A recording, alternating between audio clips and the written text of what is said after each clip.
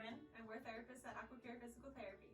Today we're going to be showing you guys some McKenzie technique home exercises for patients that are extension biased. So low back pain is one of the most common ailments. According to Treat Your Own Back by McKenzie, 80% of patients with common back problems can be taught self-treatment via exercise. Of those 80%, 10% of patients will require additional help from physical therapists like us. So what is the McKenzie Method, Jordan? Well, Maddie, without talking a bunch of anatomical mumbo jumbo, it is finding a movement that decreases symptoms or results in symptoms to move out of the arm or leg and closer to the root of the problem, which is in your spine. So we're going to go over some extension bias, which means you respond to extension, exercises for the lower back, which could cause symptoms into the hip or leg. Go. Jordan is going to be demonstrating. The first exercise we have patients complete is laying on your stomach, which is called lying prone. This takes away gravity and puts your spine in unloaded position. She's going to relax completely for 2 to 3 minutes, taking a few deep breaths, trying not to tense up any of the muscles in the low back, hip, or legs. The next exercise we transition to is prone on elbows. This is very similar to the first exercise, but puts your back into a little bit more of extension as you're able to tolerate it. Again, she is going to hang out here for about 2 to 3 minutes, staying as relaxed as possible. The next exercise is called extension and lying, aka the prone press up. This puts your back into even more extension as you're able to tolerate it. You want to repeat this movement in a slow, rhythmical motion, trying to raise upper body a little higher each time, while keeping your hips on the table.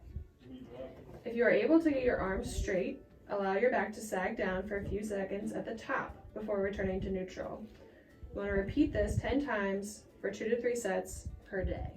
The next exercise we progress to is extension and standing.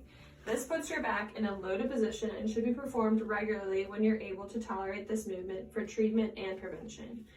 Stand upright with feet shoulder width apart.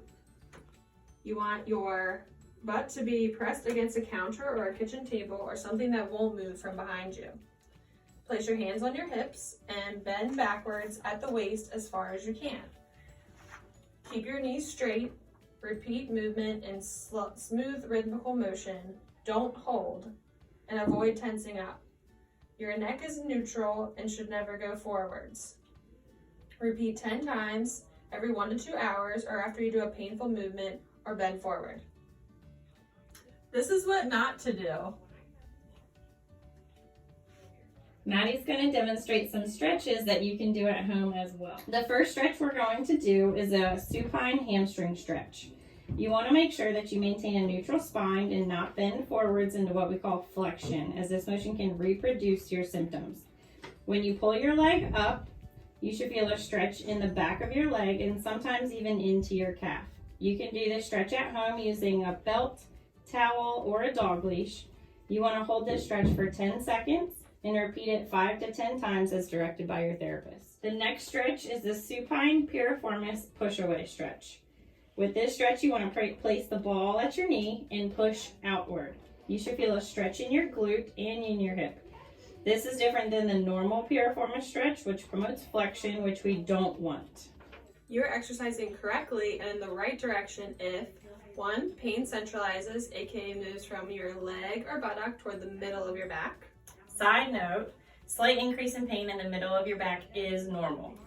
2. Pain intensity decreases. Or 3. Range of motion increases. If your pain is moving away from the center of your back or traveling further into your leg, you are moving in the wrong direction. This is not a situation of no pain, no gain.